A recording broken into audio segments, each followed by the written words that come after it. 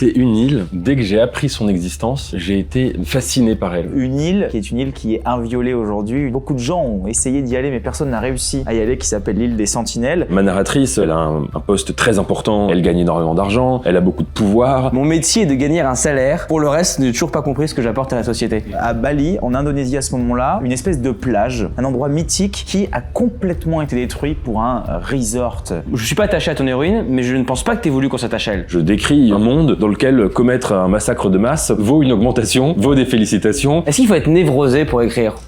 Ouais, je pense. Bonjour à tous et bienvenue aujourd'hui dans notre rendez-vous au 19. Et aujourd'hui, nous avons le plaisir de recevoir Nathan Dever pour son dernier livre Surchauffe aux éditions Albin Michel. Je suis en compagnie d'Antoine, comme d'habitude. Jamais prêt au bon endroit, jamais prêt au bon moment, enfin faut pas s'inquiéter, c'est normal. Et Nathan, comment ça va? Salut, tu vas bien? Écoute, trop bien. Première interview qu'on fait ensemble, on se connaît un petit peu, mais c'est la première interview qu'on fait ensemble. Je suis très content, Moi ça va aussi. être génial. Super bouquin que évidemment je vous invite à lire. Vous avez tous les liens en description de la vidéo pour vous renseigner, parce qu'aujourd'hui on va parler de plusieurs aspects en fait de ce bouquin.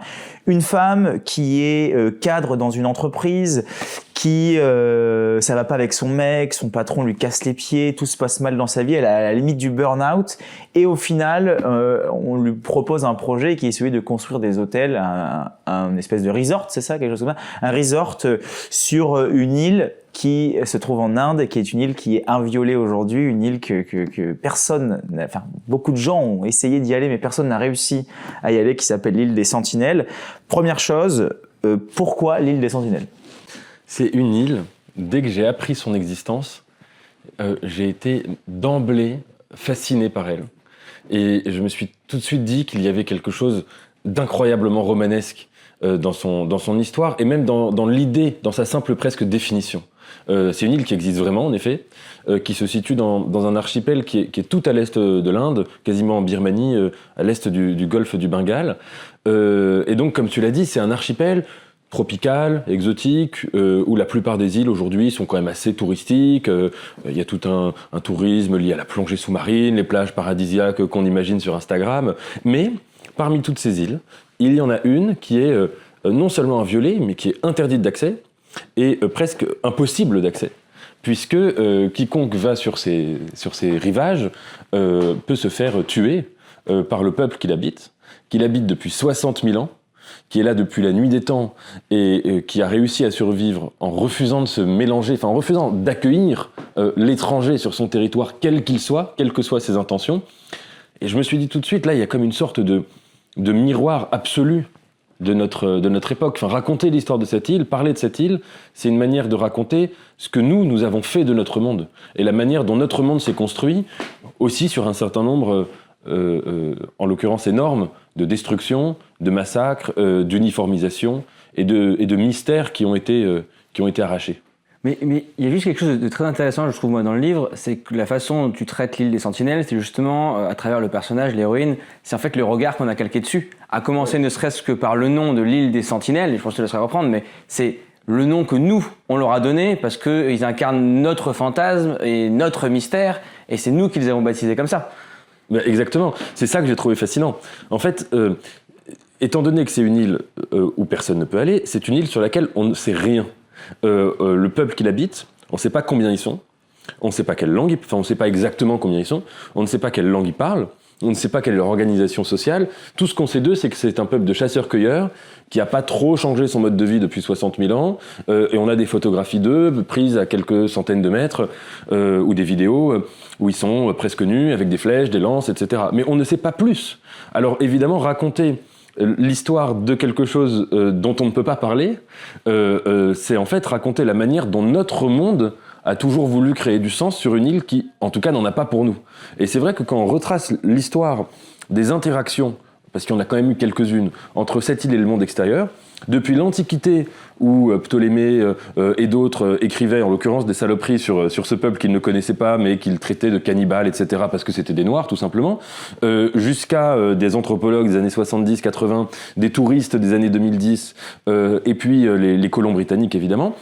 Chaque fois qu'une époque a été confrontée à cette île, à l'idée de cette île, elle y a vu exactement ce qu'elle voulait y voir. Les Antilles qui voyaient des cannibales, les colons britanniques qui voyaient des sauvages, d'autres écrivains ont pu y voir une sorte de fantasme, genre du Jardin d'Éden, une île de primitifs qui ressemble à quelque chose hors du temps, et puis il y a les évangélistes, certains évangélistes ont cette vision-là, un peuple qui ne connaît pas encore le bien et le mal, qui n'a pas encore goûté le fruit interdit, etc.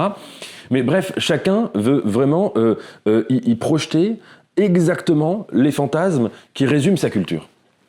Ouais, donc c'est l'histoire d'une île qui n'appartient en réalité pas du tout à l'île, quoi. C'est l'histoire de ce qu'il y a en dehors de l'île qui crée l'histoire de l'île. C'est ça qui est assez fou.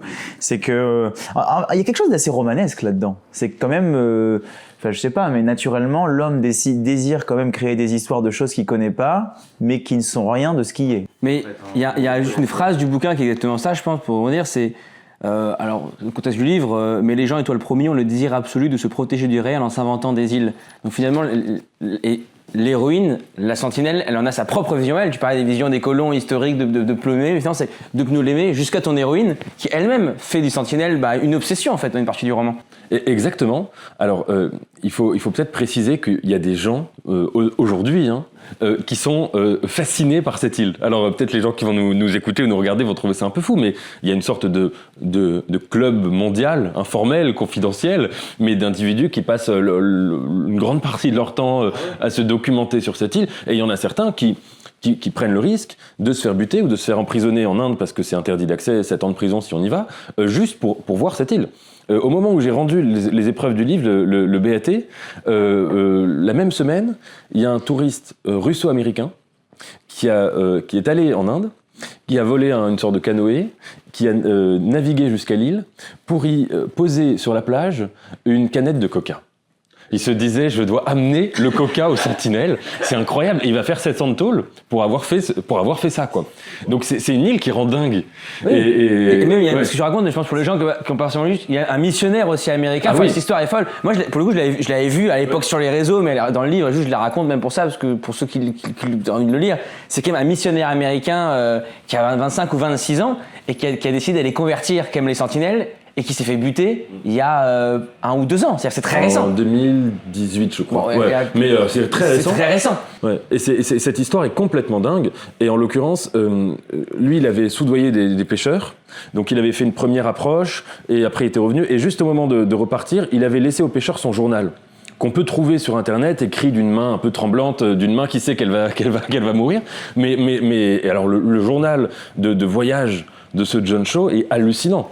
Le type est persuadé qu'il a une mission divine, parce qu'il avait grandi dans une famille chrétienne, mais en fait il avait une forme de radicalité en lui, et se dire si le Christ a une parole universelle, tant qu'il existe, un peu comme dans Astérix, un peuple qui n'a pas encore eu accès à cette parole, un peuple d'irréductibles, eh bien le Christ n'a pas accompli sa mission. Et donc il était persuadé qu'il allait être accueilli par les sentinelles qui allaient dire « Oh, c'est génial !» alors qu'ils parlent même pas la même langue, c'est absurdissime.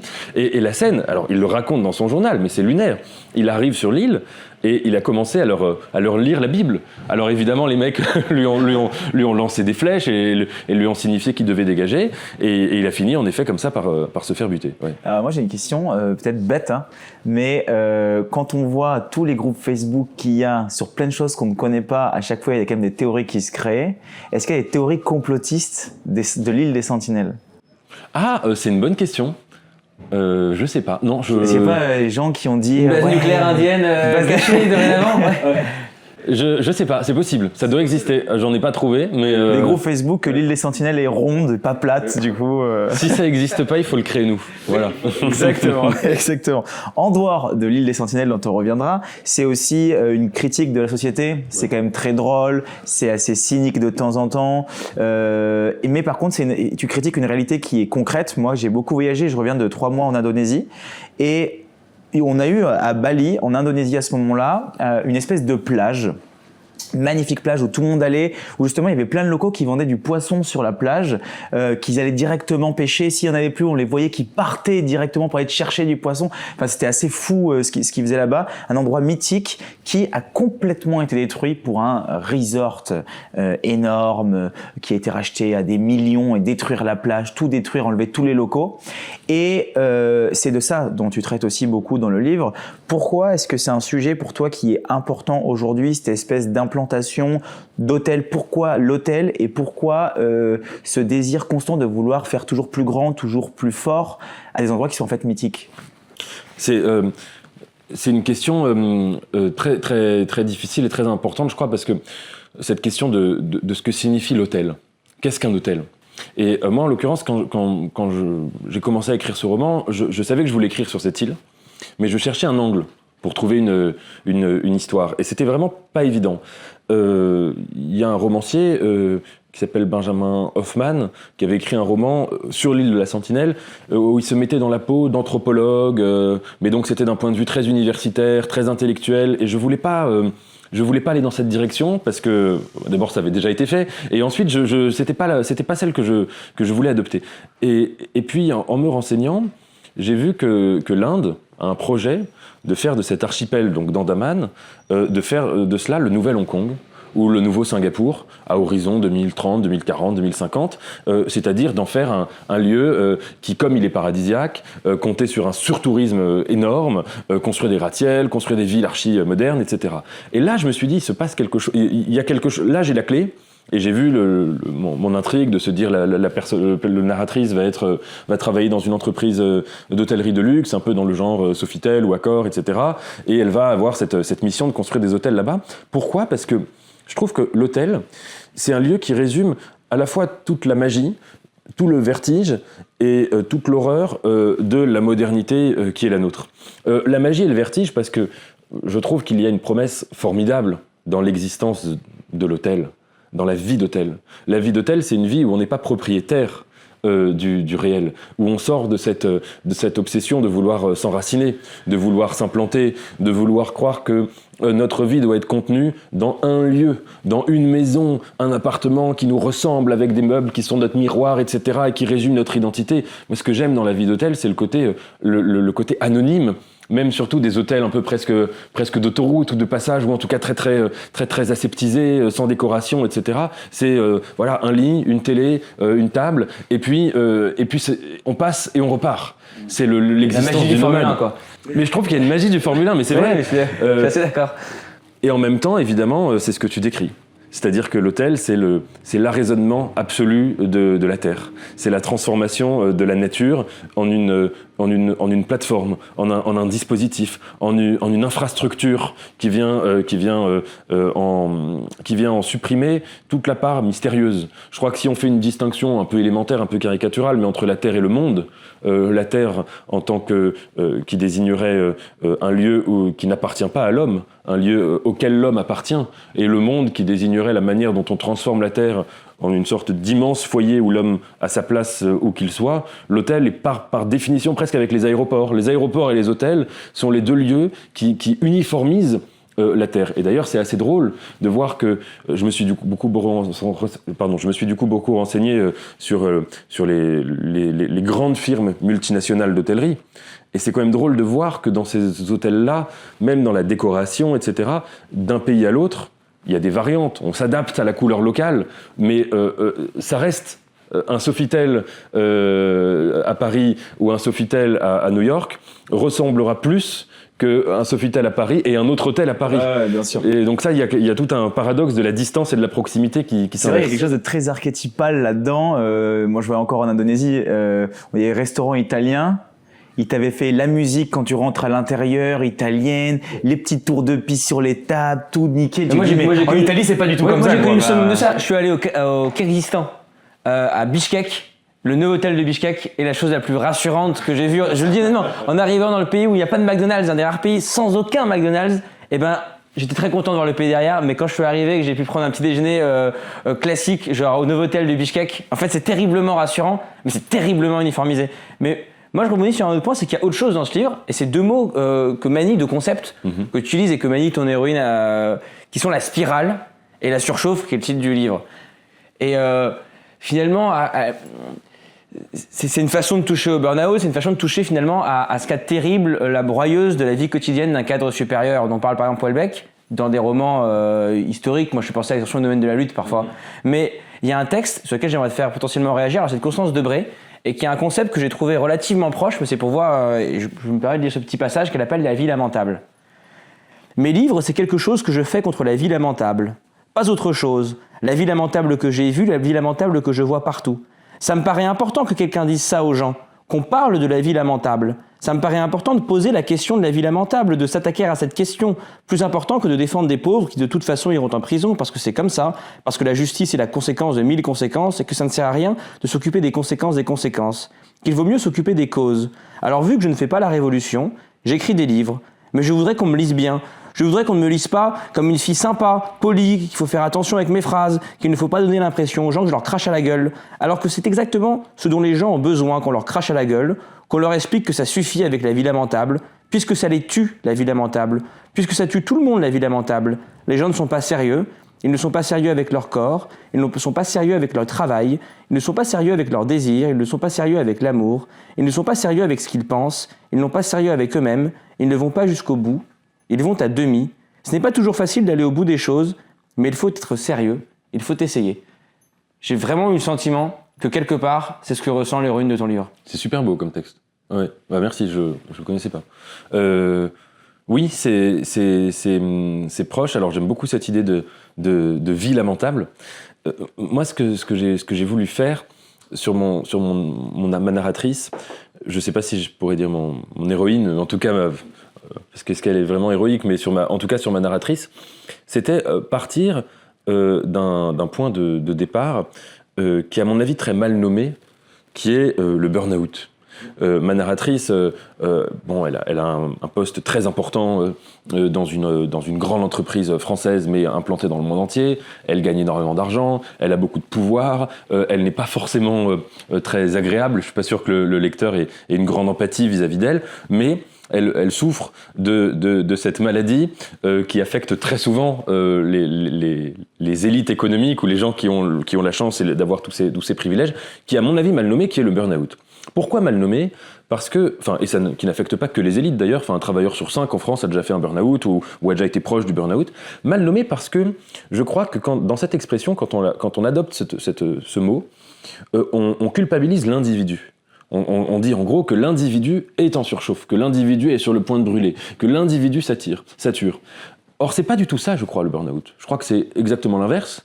C'est le sentiment que le monde entier autour de l'individu, et lui est un monde en court-circuit, est un monde qui est en train de s'incendier et d'incendier les gens. Et en l'occurrence, dans l'expérience du burn-out, je crois que ce qui est intéressant, c'est de voir que l'individu a le sentiment d'un harcèlement qu'il subit, mais sans coupable. Alors ça existe. C'est pas lui qui surchauffe, c'est le monde qui le brûle, en gros. Oui, mais c'est pas une personne dans le monde. Alors il y a des cas de harcèlement professionnel avec un patron toxique qui est la cause de tout.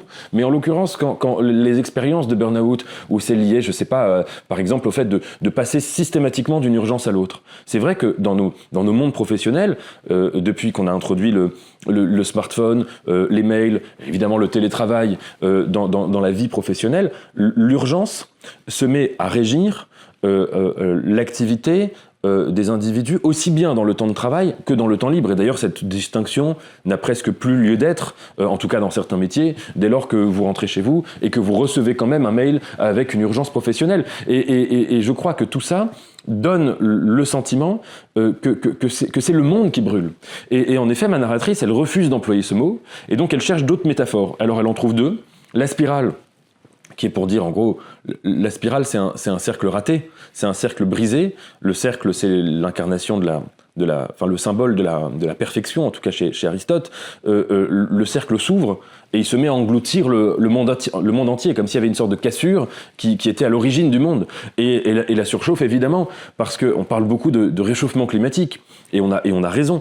Mais je crois qu'il faut essayer peut-être de se demander si derrière le réchauffement climatique, sous le réchauffement climatique, il n'y a pas une cause, ou en tout cas un processus, je dirais presque métaphysique qui l'engendre, qui est celui d'un monde qui se construit en détruisant tout ce qui touche, en détruisant l'île de la Sentinelle, mais en détruisant aussi le bien-être, l'âme de ses propres bâtisseurs. Et je crois que ça résume bien le processus, le paradoxe qui est inhérent au déploiement du monde.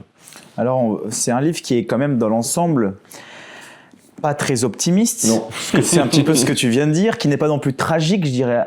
Il y a quelque chose de l'ordre Il y a quand même la question du sens qui est posée. Hein. Justement, j'y viens. Il y a un truc qui est intéressant, c'est que la surchauffe serait en réalité une certaine forme de perte de sens. T'en parles un petit peu à l'intérieur sans le dire clairement, mais on sent que c'est une femme qui se cherche beaucoup, qui se retrouve une passion pour la littérature. À un moment donné, elle le dit, j'en étais même arrivé à oublier ce que j'aimais, donc la littérature à cause du travail, à cause de tout ça. Et tu pars quand même d'un principe qui est intéressant, qui est très camusien, un principe qui est de l'ordre de l'absurde, c'est que à quoi ça sert de faire ce qu'on fait, sachant que le soleil est dans tous les cas voué à s'éteindre. À quoi ça sert de faire ce qu'on fait en réalité? Est-ce que c'est une question qui, toi, te tourmente profondément et du coup tu essaies de l'illustrer dans du roman, ou est-ce que c'est le roman qui te permet de poser cette question-là? C'est une question que je trouve absolument fascinante. On sait, en effet, c'est un fait scientifique, que le soleil est à peu près à la moitié de son espérance de vie.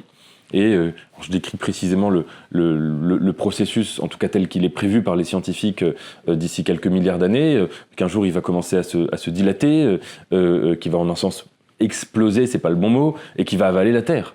On le sait, ça va arriver. À partir de là, c'est dans longtemps quand même, on peut avoir deux hypothèses.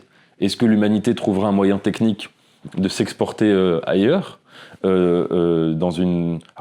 lequel? Est-ce qu'on inventera une sorte de méga fusée qui nous mettra sur une exoplanète? Est-ce qu'on pourra changer la position de la Terre par rapport au Soleil, la faire rentrer dans un autre système?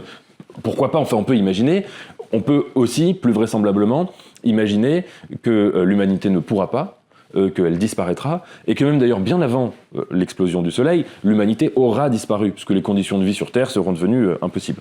Je trouve que penser à ça, même on parlait de réchauffement climatique, c'est aussi une question, c'est-à-dire que que ne posent jamais les écologistes, se dire, mais de toutes les manières, réchauffement climatique ou non, même si on luttait pour protéger la Terre comme ils nous le proposent, cette Terre-là, elle est vouée à la désintégration tôt ou tard. Mais évidemment, derrière ça, il y a une question, non seulement une sorte de memento mori, de rappel que la vanité totale nous attend. C'est-à-dire que non seulement, après notre mort, il ne restera rien de nous, mais que même nos traces disparaîtront. Même les choses qui sont censées rester finiront par se dissiper. Mais aussi, ça pose une question morale. Si on part du principe que toutes nos actions vont aboutir à la même conséquence, à savoir la disparition non seulement de l'homme, mais de la vie, mais de la Terre, à quoi bon penser une action morale? Je crois quand même que, sans être trop caricatural, mais que la plupart des philosophes qui ont théorisé, qui ont proposé une théorie morale, le font tous sur la base, je dirais, d'un optimisme ontologique quant aux conséquences du bien. Alors, ça peut se poser différemment en fonction de qu'on soit Platon, qu'on soit chez Platon, qu'on soit chez Kant, qu'on soit chez quelqu'un d'autre, bien sûr. Mais il y a toujours cette idée-là. Si on part du principe que le bien, le mal, de toutes les manières, ça aboutit au même épisode final, ça pose cette question-là. Et alors, dans mon roman, il y a des personnages différents, mais certains qui partent du principe que le soleil étant voué à disparaître, on peut tout faire. Enfin, je veux dire, on peut, pourquoi pas, massacrer un peuple, par exemple, comme ma narratrice, à un moment, va se mettre à le penser, que ça ne change rien, parce que de toutes les manières, le monde n'est que destruction, et il y en a d'autres qui essayent d'avoir une vision plus morale des choses, et là, on est un peu dans une logique... À quoi ça sert de faire ce qu'on fait? À quoi ça sert de faire des choses si on sait qu'elles sont vouées à disparaître? C'est la grande question. Je crois que... Moi, je suis très... Je ne suis jamais sorti en un sens de ma lecture de l'Ecclésiaste, plus que Camus. L'Ecclésiaste qui démontre tout au long de son texte que la vanité est le fin mot de l'existence. C'est-à-dire que, évidemment, nos plaisirs sont vains, nos désirs sont vains. Le désir sexuel est remplacé par le plaisir, et après le plaisir, l'ennui, etc., etc. Nos désirs alimentaires, enfin, les désirs sont vains. Mais l'Ecclésiaste va beaucoup plus loin. Il met en cause la quête des honneurs, le désir de pouvoir, comme le font tous les moralistes. Ça, c'est pas très original. Ce qui est original chez lui, c'est de dire que ce qui est vain, c'est également le savoir. C'est également la quête de sagesse. C'est également le fait de vouloir écrire des livres ou lire des livres. C'est également même la morale. Et même à certains égards, en tout cas c'est ma lecture, il met même en cause Dieu, auquel je suis pas sûr qu'il croit tant que ça malgré la toute fin. Mais en tout cas, il applique la vanité à tout. Et je crois qu'en effet, il faut accepter, un peu comme l'extrait que tu lisais de Constance Debré, enfin de voir quelque chose en face, de se cracher à la gueule, pour reprendre l'expression que tu citais, cette vérité sur l'existence, c'est que la vanité nous régit. Alors après, on peut essayer de trouver du bonheur, d'inventer une manière d'être heureux, mais si on ne passe pas c'est même pas ce constat, mais par cette étape de la pensée, je crois qu'on est vraiment dans l'illusion. J'ai vraiment l'impression que tu as une philosophie tragique, pour le coup, toi, dans ce que tu dis là. C'est vraiment, Clément Rosset disait « rassurons-nous, tout va mal ». Oui, exactement. C'est un peu ça, quoi. Ouais. Mais après, le livre, pour revenir du soleil, le trajet du personnage d'ailleurs, qui raconte un personnage qui croit à ça et puis qui oublie très rapidement sa théorie, c'est dans le quotidien, en fait. Pour revenir à ce que je disais sur la vie lamentable aussi, c'est que l'étape, c'est réalisons que la vie est totalement vaine, mais déjà pour pas mener des vies totalement absurdes et absolument ridicules. Moi, il y a une phrase que j'aime beaucoup dans le livre, que tu as mis au début, mais que je trouve résume, je pense, la vie malheureusement de beaucoup de gens. Hein. Mon métier est de gagner un salaire. Pour le reste, je n'ai toujours pas compris ce que j'apporte à la société. Et je trouve que la réalité du roman ne serait pas forcément de répondre à la question directe de la vanité. Par contre, c'est la question de la vanité dans le quotidien de beaucoup de personnes. Et c'est le refus, pour revenir à cette Camus, de l'absurdité du quotidien qui nous est offert aujourd'hui. Parce que finalement, l'échange qu'elle a avec la personne qui a cette question de la disparition du soleil et finalement qui pose cette question un peu à Dostoïevski aussi. C'est un peu ça. Si Dieu est mort, tout est permis. Pour moi, ça résonne un petit peu avec si le soleil finit par tout faire péter, rien n'a de sens du tout.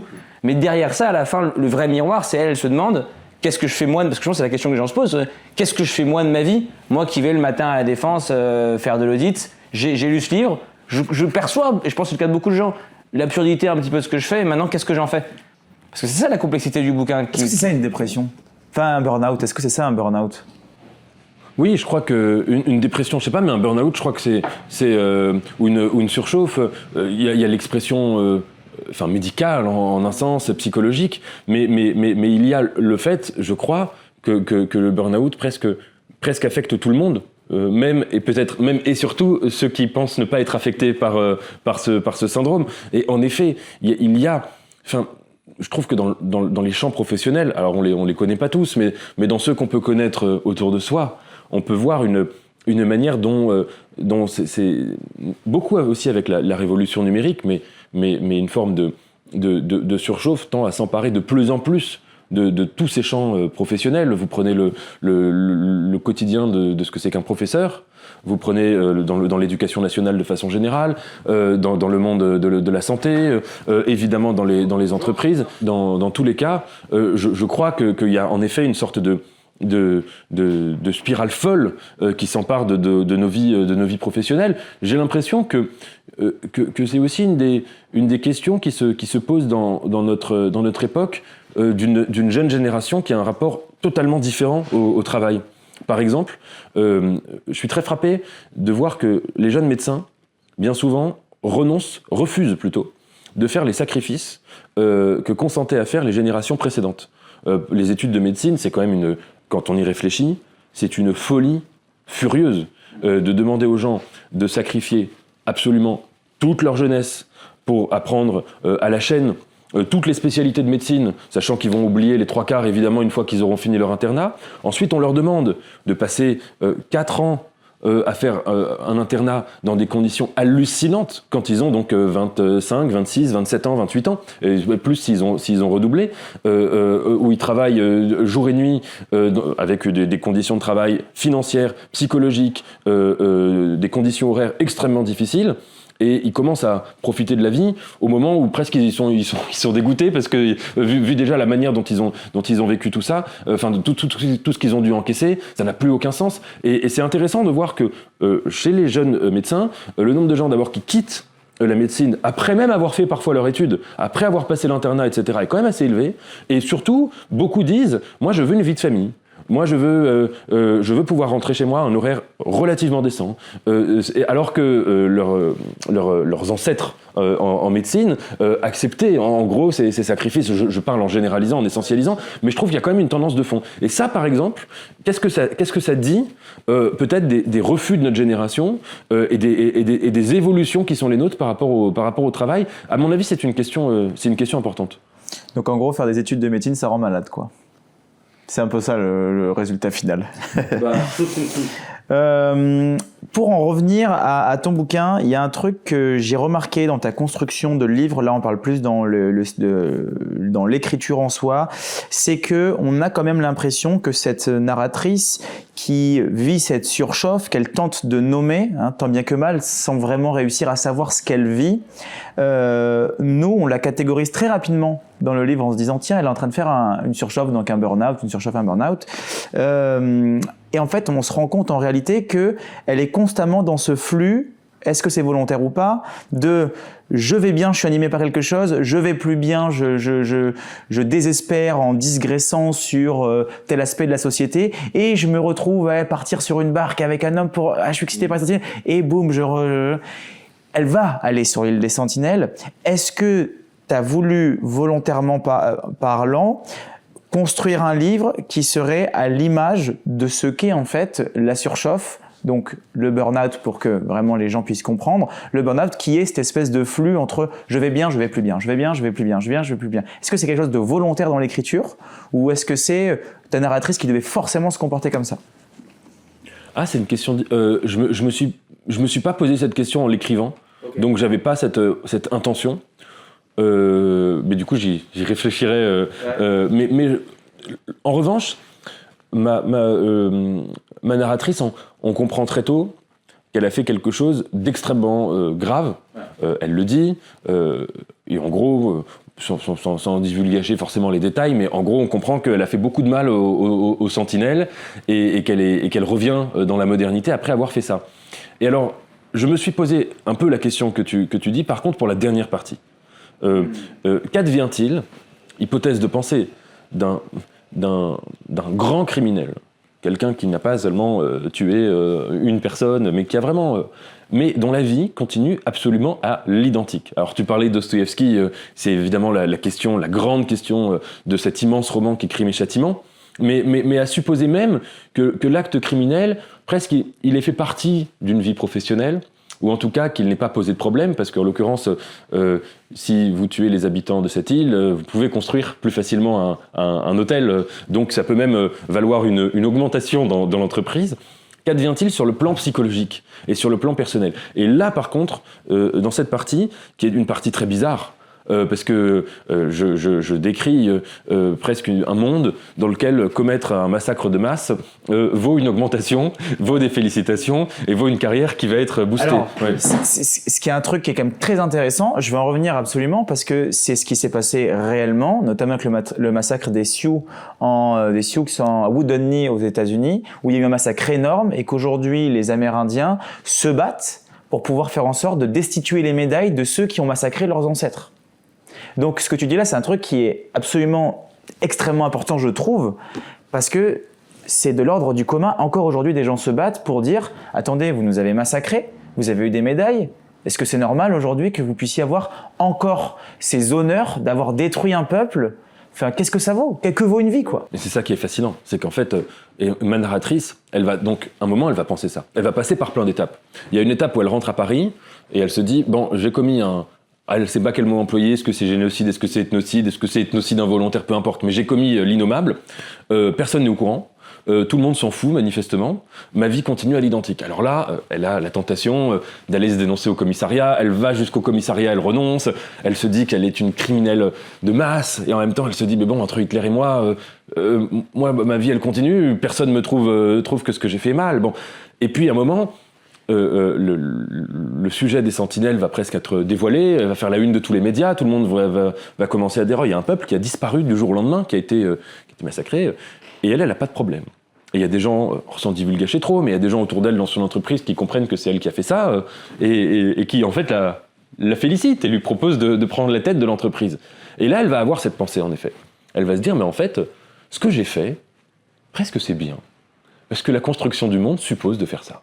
Et parce qu'en l'occurrence, pas c'est bien, mais c'est complètement indifférent. Et c'est vrai, elle se met à regarder le monde autour d'elle pour se rassurer. C'est la mauvaise foi du criminel.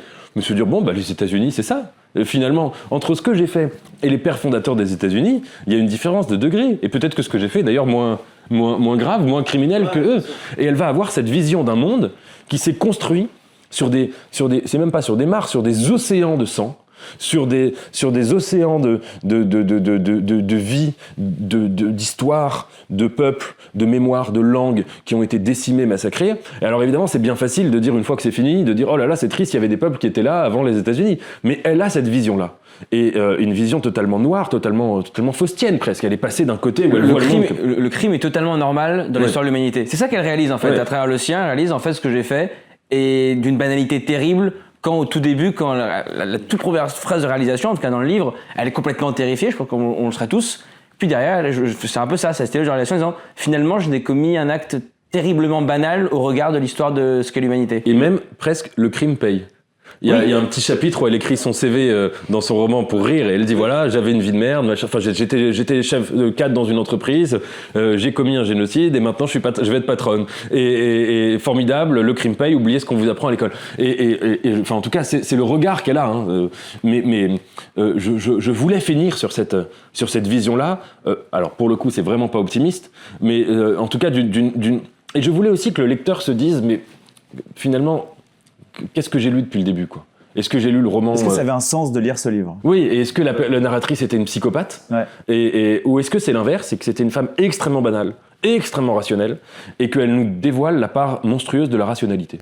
Pour le coup, c'est sûr, mais c'est un peu la banalité du mal. Ne serait-ce que l'expression qui... Non, mais c'est l'expression qui me vient alors qu'elle est célèbre, mais c'est un peu de ça, finalement, c'est quelqu'un de normal. Et je te honnête, je suis pas attaché à ton héroïne, mais je ne pense pas que tu aies voulu qu'on s'attache à elle. Non, j'ai pas voulu qu'on s'attache. Vraiment, parce qu'on s'attache pas à elle. Elle est insignifiante en réalité. Elle est consciente de son insignifiance, ce qui nous la rend peut-être par instant touchante, comme les gens qui sont conscients de leur insignifiante. Mais en fait, à la fin, in fine, elle est insignifiante. Elle est là, elle s'ennuie, c'est pas ce qu'elle veut, elle aime pas son mec, elle lui crache dessus, elle fume un pétard le soir, elle va se coucher, elle est pas contente. Et un peu de ça. Et puis, elle se fantasme des sentinelles. Très enfantin. Moi, je trouve ça assez réussi. Son fantasme, au début, on se dit, elle est touchant, et puis en fait, on réalise qu'il est une banalité crasse. C'est le mystère, c'est le truc, l'application de son île. Et lui arrive ça, et à la fin, elle commet un acte absolument terrible, qu'elle arrive assez rapidement à se pardonner à elle-même. Et pour moi, je trouve que c'est l'incarnation, romanesque de la banalité du mal, en fait. On est tous capables de faire ça si on se regarde pas trop dans la glace. Ça pose une question très politique qu'on vit aujourd'hui. J'aimerais bien avoir ton avis là-dessus, qui a été justement pour en revenir, on décide d'en parler aujourd'hui, c'est drôle, de ce conflit entre Sartre et Camus, qui est-ce que la fin justifie les moyens? C'est un peu ça, en réalité. C'est exactement ça. Est-ce qu'on peut accepter que l'humanité évolue de sauver des gens au détriment de la mort d'innocents? Est-ce que c'est quelque chose qui est envisageable aujourd'hui, selon toi? Oui, c'est très intéressant que tu dises ça. Moi, j'ai voulu aussi que le roman se passe en Inde, évidemment, parce que l'île des Sentinelles se situe en Inde, mais je crois que derrière, il y a presque une question politique majeure. On est en train quand même de comprendre que le XXIe siècle, probablement, sera pas un siècle occidental. Au sens où le XXe l'a été, la capitale du monde se situait entre guillemets entre New York et l'Europe, et Londres au tout début. Mais là, nous avons des empires qui veulent construire un monde multipolaire, qui vont probablement être amenés à un moment X ou Y à remplacer les États-Unis.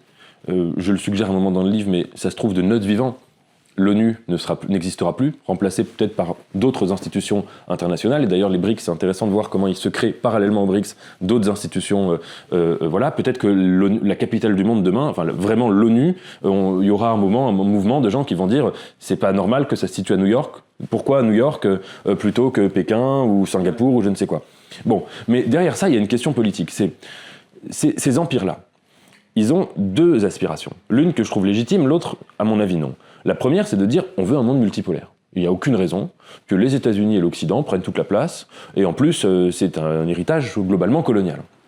Et l'autre, Et c'est un héritage colonial, et en gros, les États-Unis passent leur temps à nous parler de droits de l'homme, un peu moins avec Trump, mais jusqu'alors ils le faisaient, et quand on voit dans les faits, c'est vrai que les droits de l'homme, en fait, ils s'en branlent comme tout le monde, et ils commettent toutes sortes de choses qui sont contraires aux droits de l'homme, et ça les dérange pas. Mais ces empires-là, on les voit adopter, de fait, c'est même plus pas une rhétorique, c'est une philosophie, de Poutine à Jinping, Erdogan, etc., de dire, dans ce cas-là, jetons la pensée même des droits de l'homme, l'idée même des droits de l'homme à la poubelle. Puisque les États-Unis nous ont imposé une pensée qu'ils n'ont pas respectée, finalement les droits de l'homme, ça suffit, c'est une idéologie de faible, c'est une idéologie qui nous empêchera de nous imposer. Et il est vrai que je crois que dans toutes ces puissances émergentes, c'est ça le grand discours qui est le leur. Alors il ne cite pas Sartre et Camus, mais c'est de dire arrêtons avec les droits de l'homme. Cette idéologie, elle est utopiste, elle est irréelle, c'était un mensonge américain ou un mensonge occidental, et évidemment que nous, si on veut s'imposer dans le XXIe siècle, il faut qu'on envoie les droits de l'homme, on les envoie complètement valser. C'est évidemment le discours de Jinping, qui n'a aucun problème à réduire tout un peuple de Ouïghours en esclavage. C'est évidemment le discours de Poutine. Poutine, toutes les guerres qu'il commet, tous les massacres qu'il commet, il dit toujours « oui, mais vous avez fait la même chose quand vous étiez en Irak, vous aussi vous faites des guerres, etc. » Et c'est aussi, et alors là c'est fascinant, le discours de Modi. Et l'histoire de l'Inde, l'histoire politique de l'Inde, je trouve que c'est absolument fascinant. Un pays qui a eu son indépendance fondée sur la dynastie des Nehru-Gandhi, c'est-à-dire des gens qui étaient extrêmement attachés aux droits de l'homme, qui ont créé l'indépendance de l'Inde au nom du droit à l'indétermination et des droits de l'homme, qui étaient attachés à l'idée d'une Inde qui serait un lieu de coexistence, de sécularisation, presque laïcité, c'était pas leur mot, mais c'était l'idée, quoi, d'égalité de toutes et de tous, etc., etc., et qui s'est inversé, comme beaucoup d'autres pays d'ailleurs, avec Modi, qui était un individu qui était quasiment considéré comme un criminel en l'occurrence, parce que quand il était gouverneur dans sa jeunesse, il y avait eu des pogroms contre les musulmans, il avait eu une attitude là-dedans qui était plus que trouble, qui a pris le pouvoir, et depuis des exactions permanentes, un climat de discrimination permanent contre les musulmans. Tout ça commis d'ailleurs au nom d'une religion qui est fondamentalement plus que pacifiste. Et quand les gens qui veulent faire des leçons de droits de l'homme à l'Inde, évidemment se cassent les dents. Parce que le discours de Modi, comme le discours de toutes ces puissances, c'est mais vous êtes complètement idiots, si nous voulons avancer dans le XXIe siècle, on est obligé d'en passer par là. Et alors, comment se fait-il qu'en effet, aujourd'hui, la pensée de Camus sur ce point soit perçue par la quasi-totalité du globe, ou en tout cas des dirigeants du globe, comme une pensée de faible, de minable, et une pensée presque mensongère. Parce qu'elle remet les droits de l'homme au centre du village. Oui, exactement. Ouais. Mais en l'occurrence, c'est cette... Mais politiquement, ça ne fonctionne pas. Entre le pouvoir et les idées citoyennes de Camus, il y a une rupture qui est concrète, qui est complète, quoi. Le sujet du pouvoir ne peut pas s'intégrer à la politique de Camus, la philosophie de Camus.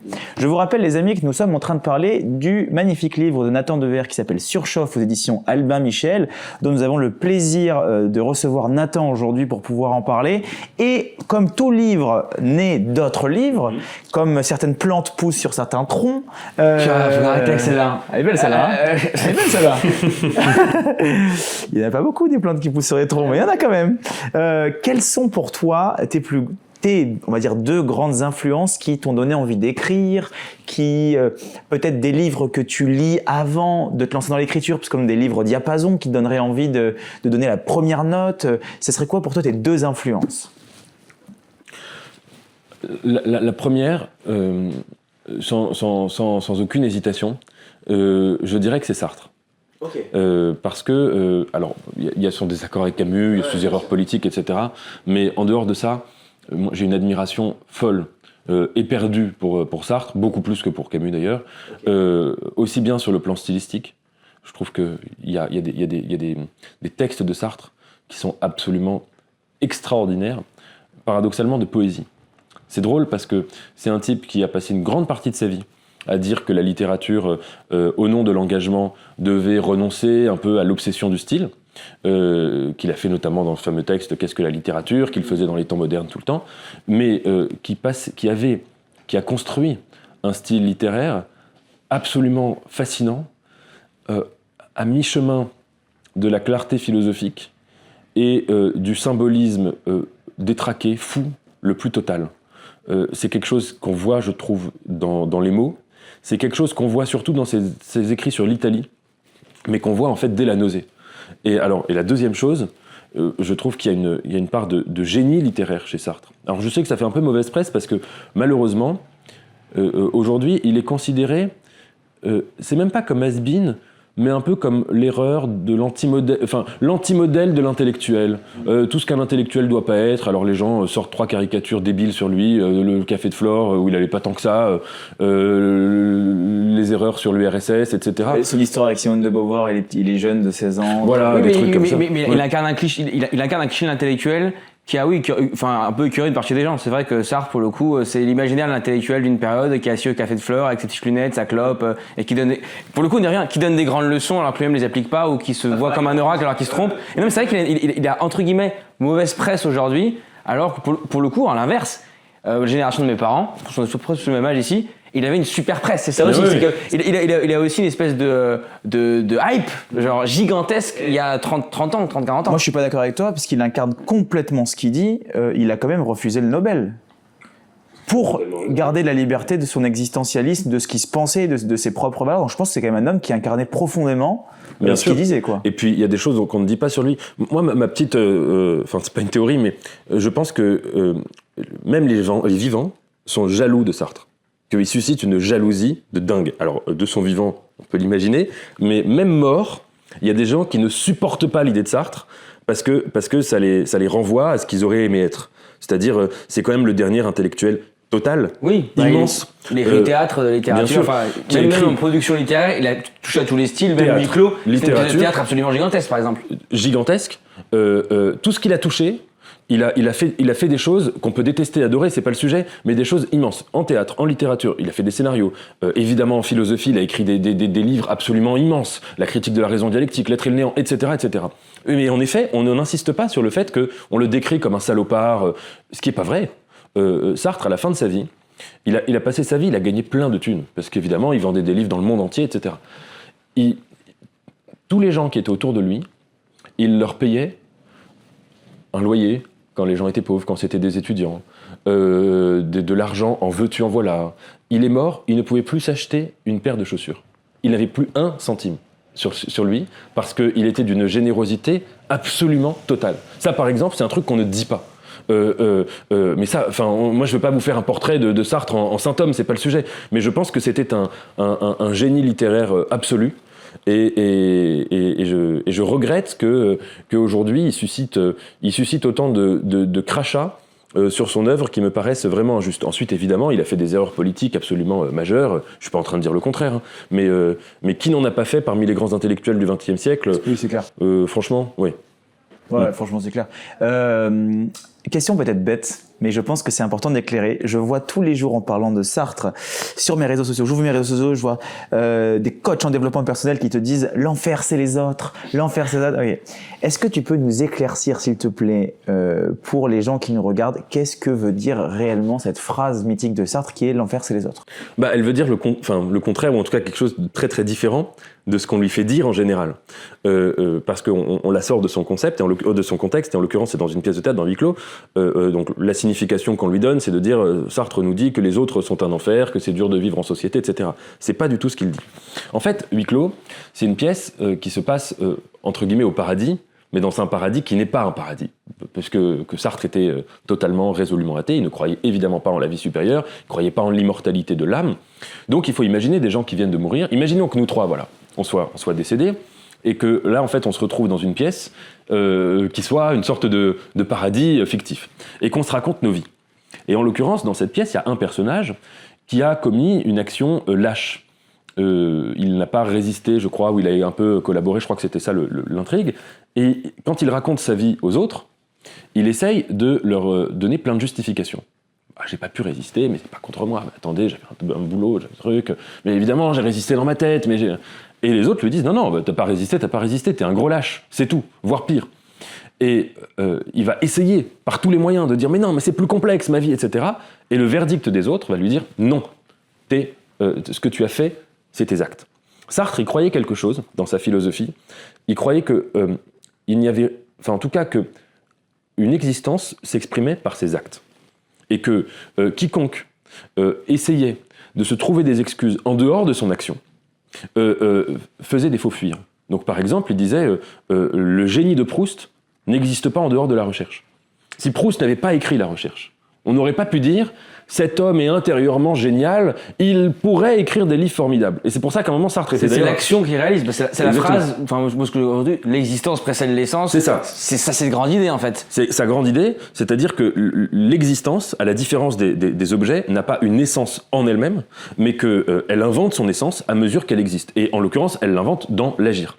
Donc, on en revient à cette idée que si l'existence est exprimée par ses actions, les actions, elles sont visibles par autrui.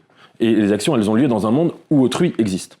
Donc, à partir de là, l'enfer, mais il aurait pu dire la même chose du paradis, le jugement dernier, quand les chrétiens jugeaient du bien ou du mal d'une personne, en fonction de ce que Dieu dira après ma mort, quand mon âme rejoindra cet endroit du jugement dernier et que Dieu dira tu vas vers le paradis ou vers l'enfer.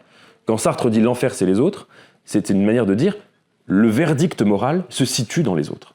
Puisque tes actions ont lieu vis-à-vis d'autrui, si tes actions sont bonnes ou mauvaises, etc., c'est vis-à-vis des autres que se situe le jugement dernier. Donc en fait, il aurait pu écrire « le paradis, c'est les autres », et le plus précis, c'est qu'il aurait pu écrire « le jugement dernier, c'est les autres ». Il a mis l'enfer parce que c'était dans un contexte d'un dialogue. Mais voilà comment une phrase est complètement détournée de son contexte pour lui faire dire un truc qu'elle ne veut pas du tout dire. Elle ne veut pas du tout dire. Sartre, du coup, fait partie de tes influences. C'est vrai qu'on ressent maintenant, qu'on le sait, quelque chose d'assez sartrien dans tes écrits. C'est vrai, c'est le dégoût.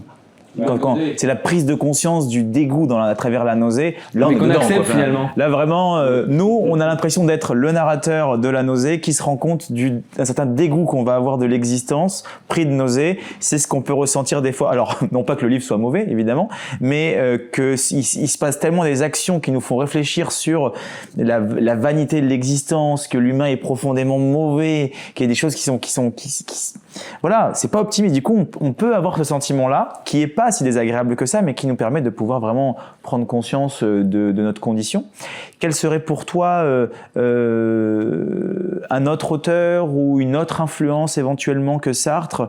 J'ai l'impression que Sartre, c'est beaucoup dans le cheminement de ce que tu veux dire, il y a beaucoup de jointures. Est-ce que tu as, par exemple, par rapport au style, la manière de raconter les histoires, l'élan peut-être? Alors, je pourrais t'en citer d'autres, mais j'aime. Alors, ça se voit peut-être pas dans ce livre, mais j'ai énormément d'admiration pour Philippe Roth aussi. Ah ouais. Okay. Et Philippe Roth, alors c'est un peu faire le contraire. Enfin, c'est pas du tout comparable d'ailleurs à Sartre, ça n'a rien à voir, mais il y avait chez lui, je crois, une forme de. En tout cas, moi, il y a deux aspects que je trouve absolument géniaux dans son œuvre. Le premier, c'est la manière dont il avait un courage littéraire que je trouve immense. Il estimait, Philippe Roth, que quand on écrit, il ne faut pas commencer par faire l'anatomie d'autrui, par faire l'autocritique d'autrui, par se moquer d'autrui. Il pensait que dans l'écriture, il y a une manière de retourner la violence contre soi-même ou contre les siens. Et c'est pour ça qu'il a passé, par tendresse d'ailleurs, envers soi-même et envers les siens, mais qu'il a passé une très grande partie de son œuvre à se foutre complètement de la gueule de sa propre communauté, en l'occurrence les Juifs qui habitaient à Newark. Quand il a commencé à écrire un de ses premiers livres, il se faisait accuser d'antisémitisme par les communautés juives américaines, qui trouvaient que c'était scandaleux, inadmissible, notamment dans un livre génialement drôle qui s'appelle Portnoy et son complexe, sur un jeune enfant juif qui est complètement névrosé, complètement fou, qui a envie de coucher avec des femmes non juives et en même temps qui sent que c'est pas bien de le faire, etc. Et qui, en guise de masturbation, se fait l'amour à des morceaux de viande en cachette dans les toilettes parce qu'il a une mère qui le... Enfin, c'est complètement dingue et c'est à pleurer de rire. Et la communauté juive avait estimé que c'était scandaleux, ce livre. Et l'avait accusé comme ça d'antisémitisme. Et évidemment, quand il est mort donc plusieurs décennies plus tard, avec tous les honneurs de la communauté juive, qui a fini par comprendre que c'est une chance immense que d'avoir un écrivain qui se fout de la gueule de sa propre communauté. Ça, c'est la première chose que je trouve géniale. Roth avait une liberté par rapport aux siens, et un courage. Parce qu'il faut un grand courage pour écrire sur son univers, sa famille, ses proches, ses coreligionnaires, et essayer de mettre sur le papier tout ce que tout ce qui les travaille, toutes les névroses, toutes les folies, toutes les frustrations qu'ils ont, d'essayer de dynamiter tout ce qu'on utilise, nous, dans la société pour essayer de garder une sorte de contenance. Et parce qu'il avait ce courage vis-à-vis des siens, Roth a eu un immense courage vis-à-vis du monde extérieur. Et c'est quand même dingue de relire un certain nombre de ses livres en se disant qu'ils ont été écrits il y a 30 ans. Relisons La Tâche. C'est hallucinant de se dire comment il a pu imaginer une histoire pareille. C'était pas il y a 30 ans, mais c'était c'était en 2002, je crois, un truc comme ça. Comment il a pu imaginer ce roman ? Ouais. Ah, c'est vraiment un livre exceptionnel, La Tâche. Vraiment un livre exceptionnel. Avant de faire notre petit jeu des citations, j'aimerais te poser une dernière question.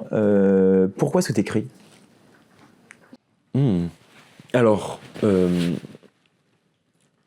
pourrais te répondre en te disant pourquoi est-ce que j'ai commencé à écrire, en te disant que quand j'ai eu une enfance très religieuse, très pieuse dans la religion juive, je voulais être rabbin, etc. Et puis quand j'ai cessé complètement quand j'ai perdu la foi, c'est pas une expression très juive, mais c'est l'idée, eh bien, je me suis mis tout de suite à avoir la passion de l'écriture. Je crois aussi peut-être que c'est l'écriture et de la lecture, mais je crois aussi que c'est peut-être le fait que quand on est religieux, on a un livre qui explique le monde. Donc c'est vertigineux, mais c'est aussi très confortable. Le sens de la vie, il se situe dans un livre et dans les commentaires de ce livre. Quand on cesse donc d'y croire, on peut voir ça comme un deuil, et on peut voir ça comme une richesse. On est dans une librairie, parce que précisément on se dit non, le sens de la vie, aucun livre ne le contiendra jamais. Il se situe dans la pluralité même, dans le foisonnement même des significations, des interprétations. Et en cela, l'écriture est une démarche pour moi vraiment existentielle. Mais si je devais te répondre au présent, j'écris parce que quand j'écris pas, je suis à massacrer, je suis imbuvable, je suis... D'ailleurs, il n'a pas écrit depuis ce matin, il a son portable. Ça se voit, hein. Ça semblait pas sérieux, mais c'est assez sérieux, parce que je pense, il y a une chose, le foisonnement des livres, la lecture peut l'offrir, l'écriture, et la question prête à sourire, mais sérieuse, et on écrit tous ici, pas avec autant de succès, mais tous, c'est est-ce qu'il faut être névrosé pour écrire, au sens littéral du terme ? Ouais, je pense. Je sais pas si vous partagez cette... Moi, je le pense aussi, sincèrement, et on l'a posé, pour le moment, toutes les personnes à qui on l'a posé ont répondu sincèrement, à un temps de réflexion plus ou moins long, oui, il faut être quelque part névrosé pour passer l'acte d'écrire quand même. Il y a quand même le mythe qu'un artiste, écrivain, ou même les artistes en général, dans la société contemporaine, même avant, disaient qu'il faut avoir souffert, il faut avoir vécu bien des souffrances pour pouvoir écrire bien des livres. Et est-ce que c'est une idée qui est juste de dire que ceux qui n'ont pas souffert, du coup, ne sont pas aptes à écrire ou ont peut-être moins de profondeur, moins de texture? Je ne sais pas si c'est vrai. Mais par contre, je pense effectivement, il doit forcément y avoir pas forcément la souffrance, mais oui, la libération littérale de la névrose, du fait d'avoir des sujets à régler et d'être imbuvable quand on n'écrit pas. Je pense que tout le monde ressent ça, vraiment. Je pense que quand on écrit, on est imbuvable quand on n'écrit pas, mais on est invivable quand on écrit. Il faut avoir l'honnêteté de le reconnaître. Pourquoi ? Parce que en dehors de la souffrance, je pense que les gens qui écrivent pas imaginent pas forcément que l'écriture, c'est un travail de taré. Ça veut dire que, je sais pas pour vous, mais moi quand j'écris quelque chose qui va devenir un chapitre de 5 pages dans mon roman, les documents Word que j'ai, ils en font 40 ou 50 au moins. Et que donc on passe un temps de malade absolu à écrire, mais plus que ça, que la vie entière tourne autour de l'écriture. Alors d'abord on peut avoir tendance à s'enfermer, ou un peu comme la surchauffe, mais avoir chaque sollicitation, même sympathique, comme quelque chose d'agressif parce que ça va empêcher d'écrire. Ça, c'est une première chose. Et puis une deuxième, c'est que même quand on fait autre chose, on est dans son livre, et que en fait, je crois que quand on écrit vraiment, quand on décide d'y consacrer sa vie, tout le monde peut avoir de l'inspiration. Et c'est génial quand on a de l'inspiration. C'est très rare, je sais pas pour vous, mais je trouve que c'est extraordinairement rare. Il n'y a rien de plus agréable que d'avoir un moment, une sorte de percée d'inspiration, d'écrire jusqu'à 5h du matin, en ayant fait 15 pages. Ça peut arriver, mais c'est tellement rare. Et ce qui distingue, je crois, celui qui écrit qui consacre sa vie à l'écriture de celui qui ne le fait pas, c'est précisément d'écrire quand il n'y a pas d'inspiration. Passer par exemple 1 an ou 6 mois à écrire avec 0 jour d'inspiration. Et c'est là que ça commence. Et c'est là que ça devient hyper dur et que c'est extrêmement désagréable, je pense, pour les proches. Pour soi-même, ça peut l'être éventuellement, mais évidemment avec un bonheur qui est intérieur et qui est invisible. Les gens peuvent pas comprendre que c'est plus qu'une drogue, que ce soit une source de bonheur que d'écrire. Peuvent pas, je pense, peuvent pas concevoir ce que ça veut dire. Ouais. C'est une nécessité en fait au final. Oui. Tu peux pas faire avec. C'est un besoin vital. In fine, ça devient un besoin vital parce que qu'est-ce qui fait qu'un grand écrivain va écrire les 365 jours, il n'a aucune inspiration et qu'à la fin, il n'en tire rien? C'est parce que c'est une nécessité vitale et c'est aussi parce que ça apporte un plaisir qu'un plaisir secret, je pense, grand mais qui est réel. C'est un peu comme le sexe, quoi. Tu peux pas vivre avec, mais tu peux pas vivre sans non plus. C'est. Alors voilà, c'est un petit moment philosophique de la journée. D'accord ou pas d'accord avec... Eh ben tiens, faisons le jeu, on va voir si tu peux trouver. Alors on n'a pas choisi les plus faciles. Peut-être que tu sauras qui c'est. Ah bah oui, c'est là oui. Si Dieu est mort, tout est permis. D'accord ou pas d'accord? Non, pas d'accord. Donc de Dostoïevski, mais non, parce que c'est ce que j'expliquais peut-être un peu mal tout à l'heure, mais chez tous les penseurs de la morale, ils ont tous un point commun. J'ai dit optimisme ontologique, ça c'était pas très clair. Ils ont tous comme point commun la croyance que l'action humaine a des conséquences. Donc en l'occurrence, qu'on soit athée ou qu'on croit en Dieu, même si Dieu est mort, l'idée de Dostoïevski, peut-être on peut la résumer pour les gens, mais c'est que si Dieu n'existe pas, alors il n'y a pas de justification métaphysique à la nécessité d'agir bien. Le bien vaut le mal, puisqu'il n'y a plus personne au ciel pour avoir créé le bien et le mal, etc. Mais même chez Dostoïevski, on part du principe qu'une action a des conséquences, même si on est athée. Donc on va croire que, par exemple, entre saloper la planète ou prendre soin de la planète, les conséquences ne sont pas les mêmes, et que donc on peut tout à fait, en étant athée, dire « mieux vaut se comporter bien ». Mais si on va jusqu'au bout, le scénario dont je parle dans mon livre, de dire qu'à la fin, le monde le soleil étant destiné à détruire la Terre, l'action n'a plus aucune conséquence. Donc là, par contre, on peut dire, si le soleil va nous tuer, alors là, vraiment, tout est permis, parce que quoi qu'on fasse, ça aura le même point d'arrivée. Moi, la seconde, parce que le livre m'y a fait penser aussi, tout ce qui est atteint est détruit. C'est de Monterland. Ah, c'est beau. Tout ce qui est atteint. Tout ce qui est atteint est détruit. Est détruit. C'est magnifique. Ça s'applique pas mal au désir, donc quand il en parle justement. Mais par rapport à ce qui arrive à cette héroïne, j'ai trouvé la phrase terriblement en écho. Tout ce qui est atteint est détruit. Ouais. Ah non, c'est très beau. Et donc T'es d'accord ou pas d'accord? Oui, d'accord. Ouais. Il n'y a point de remède à un mal commis. L'Iliade. Pas d'accord. Pourquoi? Je pense qu'on peut toujours... d'accord si on parle des conséquences psychologiques. Un individu, il y a toujours une blessure, etc. Mais en revanche, politiquement et moralement, pas d'accord. Je crois que le principe du passé, c'est qu'il doit être dépassé, non pas au sens de le mettre aux oubliettes, de le refouler, mais qui doit être transcendé. Et je crois que ce qui distingue précisément l'être humain de la machine, de l'automate, c'est que, contrairement aux machines, nous avons une prise sur notre temporalité. Et nous pouvons tout à fait collectivement décider, que ce soit une échelle individuelle, que ce soit une échelle collective, décider que nous ne sommes pas prisonniers du mal que nous avons subi ou que nous avons commis. Et je pense que, d'ailleurs, à l'échelle politique, quand on commence à estimer, chaque fois qu'on a pensé qu'il n'y a pas de remède à un mal commis ou à un mal subi, ça a toujours comme effet d'intensifier la logique du mal.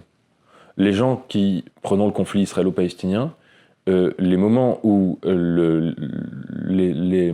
dans l'histoire de ce conflit, où il y a eu des possibilités de paix, c'était toujours parce que des gens de part et d'autre ont pu dire, maintenant, quel que soit le mal commis, quel que soit le mal subi, essayons de trouver un remède.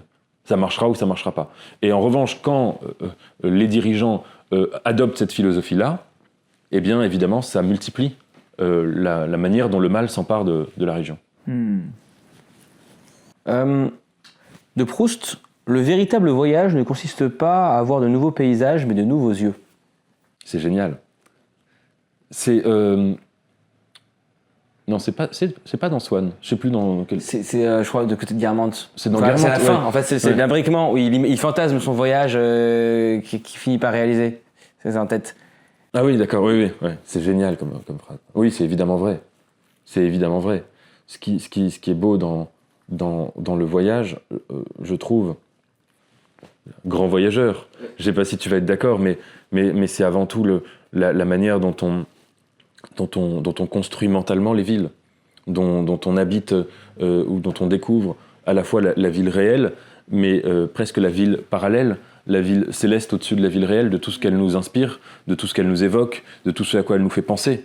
Et je suis fasciné, moi, par les récits de voyage, par les portraits de ville, et presque, on pourrait dire, il y a un livre magnifique de Calvino qui s'appelle Les villes invisibles, qui est assez génial, où c'est Marco Polo qui raconte à l'empereur mongol sa traversée de toutes sortes de villes qui n'existent pas. Il décrit des villes qui sont complètement fictives, mais qui exprime, je trouve, extrêmement bien la manière dont la littérature fait vraiment vivre, exister l'âme des lieux. Donc je suis d'accord. Pour terminer, est-ce que tu aurais 3 livres à donner aux gens qui regardent cette vidéo-là, qu'il faudrait lire au moins une fois dans sa vie? Alors, je dirais l'Ecclésiaste en 1.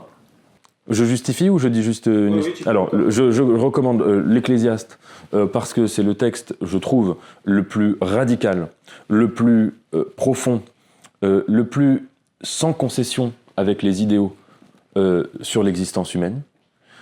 Je recommanderais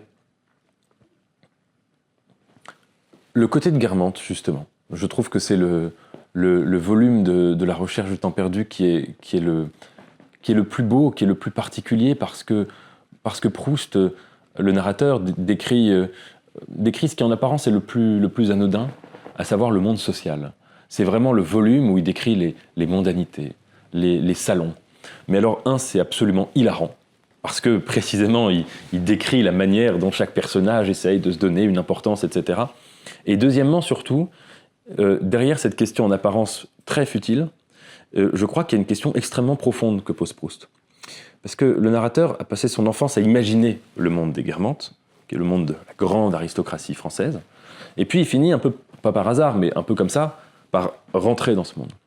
Et il pose de façon sublimissime la différence entre la manière dont les noms contiennent, dit-il, l'inconnaissable que nous avons versé en eux, et dont ils décrivent en même temps le réel. Comment se passe la douane entre les fantasmes et l'expérience réelle. Et un troisième, écoute, j'ai beaucoup aimé, alors je vais citer un roman contemporain, La plus secrète mémoire des hommes de Mohamed Mougarsar. J'ai trouvé que c'était un roman vraiment impressionnant et qui a inventé un style extraordinaire et qui est un livre magnifique sur la littérature. Ok. Eh bien, merci beaucoup, Nathan. Encore une fois, on a passé un excellent moment. Je vous invite tous à vous procurer le livre de Nathan Dever, Surchauffe, aux éditions Albin Michel. Vous avez tout en description de cette vidéo. N'hésitez pas à nous dire en commentaire ce que vous en avez pensé. N'hésitez pas à liker la vidéo, à la partager à quelqu'un qui en aurait besoin. Si vous avez envie de faire X ou Y chose, nous envoyer des messages, allez-y, c'est avec grand plaisir. Et encore une fois, merci à tous, les amis. Un livre que tu conseilles pas? J'ai parlé hier dans une émission, j'ai lu, mais le livre de Léna Situation. Voilà, j'étais pas...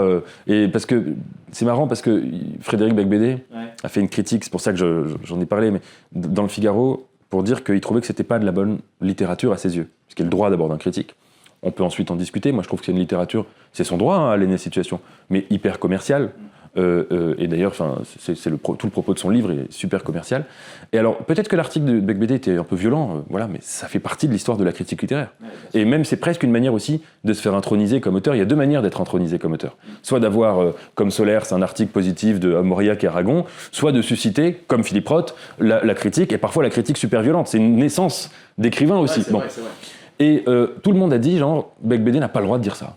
N'a pas le droit de dire que ce livre est pas bon. Alors que c'est un livre commercial, et qu'aujourd'hui, je trouve qu'il faut le dire, il faut le dénoncer d'ailleurs, la tendance d'une forme de littérature, enfin c'est pas de la littérature d'ailleurs industrialisée, qui prend de plus en plus de place, parfois d'ailleurs avec des auteurs qui n'écrivent pas leurs livres, et des gens qui écrivent leurs livres à leur place, etc., pour transformer tout ça en une grande industrie de fast-food.